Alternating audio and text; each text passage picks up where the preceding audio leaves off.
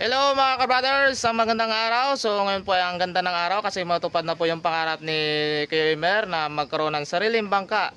At ngayong araw po ay bibili na kami ng materyales sa bayan para madali na po sa Panday at mapasimula na. So yung bangka po na yun ay matagal na pong pangarap ni Kuya Emer na magkaroon.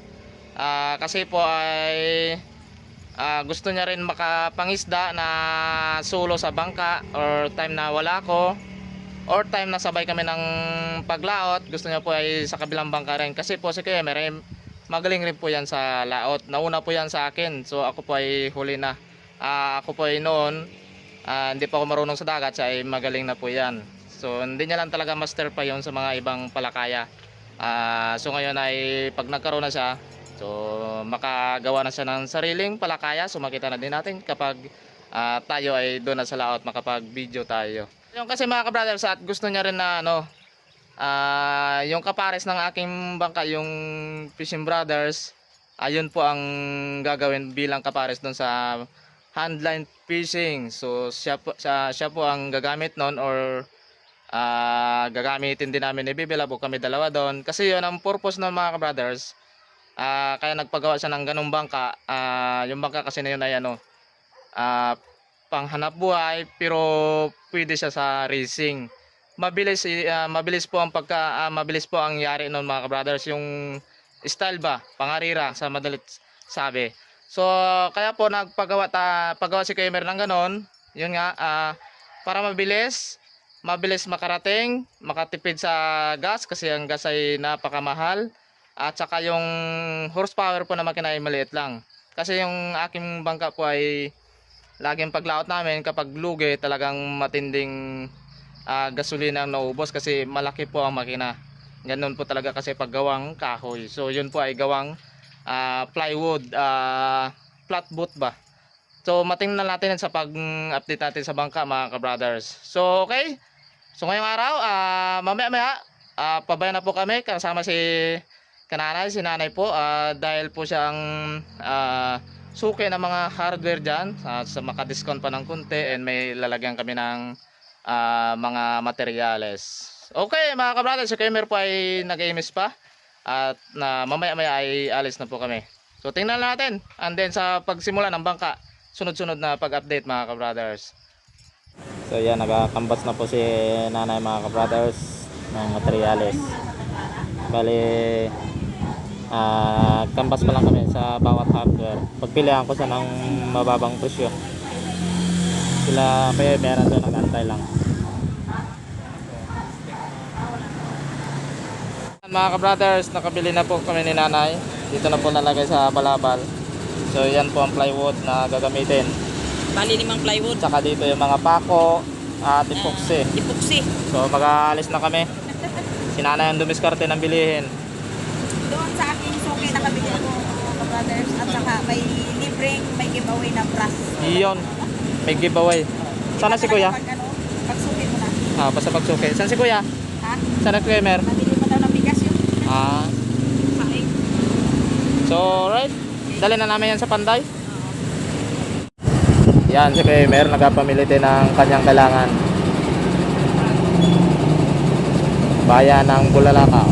Pabili ata ng tinapay. So yan, dito pa yung Panday mga ka-brothers. Diyan namin ipagawa yung yung magkait na mga Panday. So yan, Kuya Emer, nanay.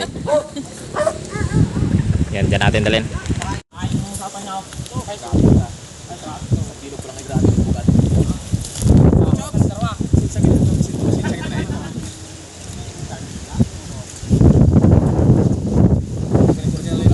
Ayan po mga brothers. Tandahan, Aroy, itaplik. Malakas ang hangin. Mga brothers, ang hangin sa amin dito ay parang bagyo na. Ang takas ng hangin.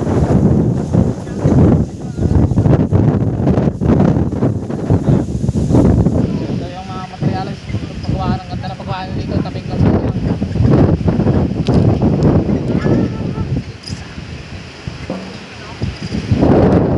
Tandahan, Aroy, malipad. original niya. Dapat lang mabigat ang original.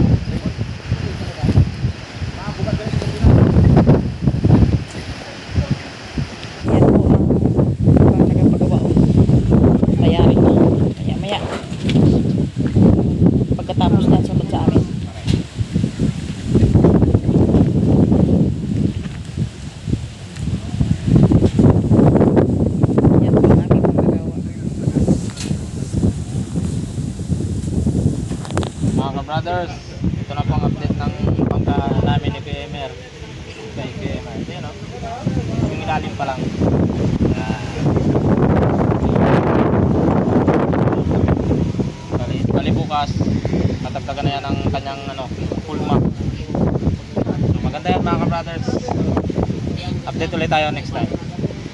Mga ka-brothers, magpanibagong update tayo. Magdadala kami ng kahoy doon sa bangka ni Gamer kasi ngayong araw lalagyan nyo ng dingding na ba. So ano to, bangka kasi ni Gamer hindi madali o hindi mabilisan magawa kasi ano ito matrabaho ba. Kasi yung pagkagawa nito ay talagang kasing pugi daw ni Gamer. Tingnan natin nga kung ano ng kalabasan.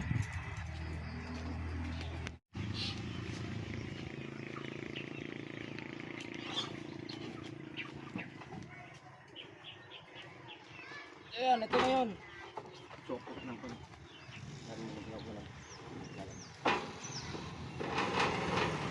Ayan po ang ihatid na kahoy. So, tulungan ako ni Kuya Ray.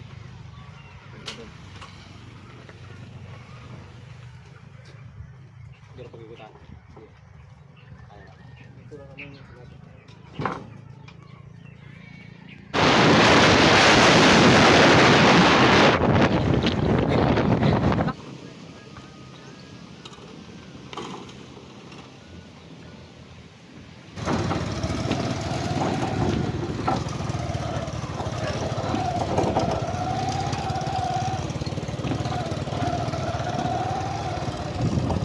Nagdala ulit kami ng kahoy mga ka-brothers para sa dagdag materyales sa bangka ni Kemer. So ito na po yung update mga ka-brothers. Yan pa lang yung ano ng bangka ni Kemer kasi matrabaho ito, iba po ang style nito Iba ito ang style sa bangkang ordinary pa. Nakasanayan namin. Bilis siya ba? Yung pangarira daw uli saka ilalim ito Hindi ba yan sila maglayuan ng haba doon sa kaiban? Pinili ko? Oo, nakatabo. Ayan mga ka-brothers, okay ba doon? Yeah, okay ba? Anong itong bangka na to? Ala ano ito ala panghanap buhay o pangarira. Kasi yung una panghanap buhay, pero yung huli yun yung mga sa mga pangkarira. Wala itong ano, hindi ito baon. Lahat ito yung puro plywood, flat foot, tsaka cut, 3 cut. Talagang gusto talaga mabilisan ni Gamer dalhin daw ni Gabrother. So lipat-lipat sila dito. Ayos naman daw, hindi naman daw kalsada. Okay lang naman daw malaglag sa dagat. Hindi malaman nila. Wag lang silang tumama sa ano, sa tarik. Ito daw ano, kapag nakaya daw tindigan, itong maging partner to sa aking isa sa labay. Kung sino makatindig dito. Kung kaya na ni Gamer. Ang ano niya dito mga kabrata sa ano, sama-sama siya sa amin sa pag-ibig, punta ng malayuan, si Pwede rito pang malayuan. Isa doon sa amin na binili, hindi makakaya sa malayuan kasi yung ano, mababa. Isisid sa malaking alon. Ito ay makakasabay ito. Saka purpose kaya mabilis, para mabilis makarating sa pupuntahan. At makatipid lalo sa gas kasi nga mabilis makarating agad, saka yung makina hindi mahirapan. So yan, tuloy ang update ito. Baka ngayong araw lalagyan ito yung sinasabi ko na ano, itong palalaki lang dito para paglagyan ng plywood makita na yung pagbuka ito. Tagal-tagal to mga ka-brothers ano kasi ito pang ilalim na to talagang focus rin na gagawin itong ilalim ko. Hindi na pala nagawa talaga ng flatboat, yung trikat na bangka kaysa yung ilagay lang na flat. Abang na tayo. So si Kuya busy kasi hindi ko kasama. Siya ako ang pinaano niya, pinalakad lang nito. Minsan nagapunta siya dito. Okay.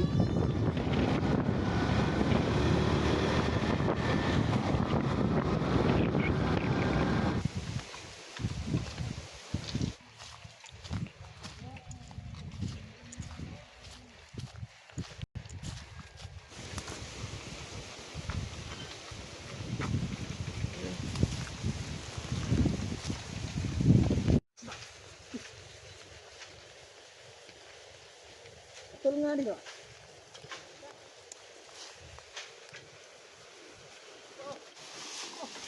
Bigat? Bigat yan. Mamaya na. Patulong ka.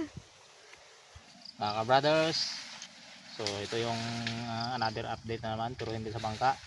Kukuha kami ng pang-timbang, katig ba sa amin ang tawag, yung nagabalan sa bangka. So ito po yun, oh, naputol na, kasama ko si Kemer.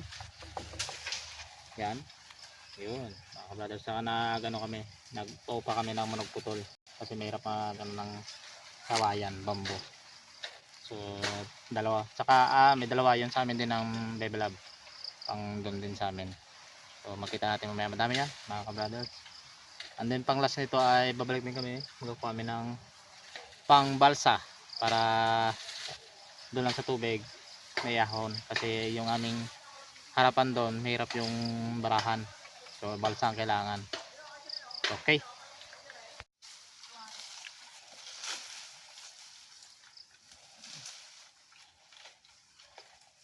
ayan mga ka-brothers, ito kanya, bali dalawa na lang ang kukain. Dito sa kayo meron loob. Kami pilihan mo na yun. Yan mga ka-brothers, ating pinagkakuha. Yun na mga ka-brothers. Bale, sasakay na po sa sa top down.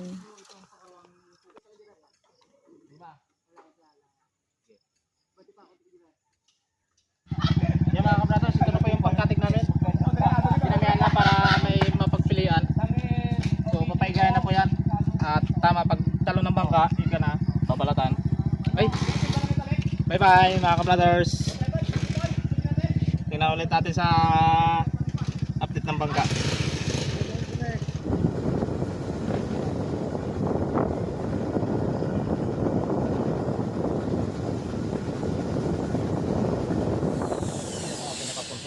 Yan na ang update mga ka-brothers ng bangka ni Kemer. Yan. May timo na agad ang uli, no? Yung ligason ang tawag namin dyan. Ito. Liliit para maligason niya. Paniwala ka talaga sa bayaw. Pinakita na ng Greek kahapon. Mas maganda pa to sa pinakalaman si Mara. Dito si Bayaw. Nagapanood ng paggawa. Okay lang. So yan mga ka-brothers. So yan po. Dami pa pong babaguhin pa dyan ng ano. Hindi pa yan makita ang buong pagmumukha nito. Ito may ano pa yan. Ibang style. Kasi ibang style ng bangka na ito mga ka-brothers eh. Pero yan na yung paglalagyan ng plywood. Hindi gaano materialis ito. Morondaan di city no? Hindi pa. Hindi ako. Ruto doon pa. May pa, may allowance pa. Allowance pa. Sa mga ano, sa ibang lugar, walang ano, walang ligas na ganito, yung diretso ko na dito ng barangay. Oo, yun nakikita ko sa iba. Wala. Nabawasan mo rin niya eh? Sa labas na galagay. Oo. Ayan. Kapit ng plywood ay doon sa lagay sa gilid sa Bawasan ko, labas. pero pwede pa dyan bawasan sa harap. Bawasan sa harap. Ayan mga ka-brothers. Yan na po. Pinupurma na. Pinapurma. So ibang kanyang uli no? Tumaas. Kaysa dito. Kahit dati, ayun dati yung una niya. Saan? Iba. So ulihan sana yon. Oo. Pero pareho sana sa kanya. Yung kanyang bangka. Ah, Ay may pinapagaya kami na bangka yung sa bangkarira. Sa itong kalabasan. Okay, so abang ulit sa next update. Kung anong kanya baka magkaroon na ng dingding. Plywood. Pangisdaan namin ni Kemer. Yan si Kuya. ay po. Yun. Gandang hapon. At si Bayaw. Alright, so ang tagagawa namin ay malapit lang po to sa amin. Tabing kalsada lang din. Pagka po kayo ito, talagang galing. Expert, hindi lang po yan sa bangka ang ginagawa niya. Maliban sa mga furniture, Lahat. lahat, sa ergan, Tiksay. tiksay. Dito lang po yan. Dito yung tiksay niya, pakita ko sa inyo. Wirek, gagawa ng wirek. Anong tawag na doon? Ay, kwan yung... Anong tawag? Crossbow. Oh, crossbow. Ayun nga pala, crossbow. Oh, paggawa kayo dito. Kita nyo talagang kwan. Talagang gawang ibang bansa. So yun mga ka-brothers, abangan nyo ang next update na kapag may plywood na ito. So yan, ang dadala si Kuya Emer, pangisdaan, pares to sa aking bangka. Mag-summer mga ka-brothers, pag kalmata. Yun, Ito yung gagamitin natin na tayo ay magpangawil sa laot, yan. lambat. Mga palakaya niya Kaya ginawa ko itong Stipan. para mas mabilis. Kung ito, purpose ito mabilis, bago tapos ay matipid sa gasolina kasi 15 horsepower lang ito na sumo. Oo. Yung may cut mga May ka-brothers. cut ito mga ka-brothers. 3 cut. Kasi yung iba dito, naka 23 kabalyos yung horsepower ng makina nila, bago ordinary ang cut. Wala din, mabagal, saka magastos pa. Gastos. Ito ay minute lang ang kinapiro. Gawin natin 3 cut para mas mabilis. Huwag na sana tayo mahulog. Pag lumalaglag. Bilis ito. Parang pwede na ito pang racing. Ito ng pakpak. Diba yun ay hilay-hilayan lang namin yan eh. Yung bangkan din sa kuna. Wala na ako. Expired na. Expired. Expired na agad. Expired na. Masira na yung aking pangarap. Sira ng kanyang pangarap. Wala na. Tsaka magabakasyon sa ano yan, sa kanilang lugar mga ka-brothers. Okay, next update, abangan nyo lang sa next video mga ka-brothers.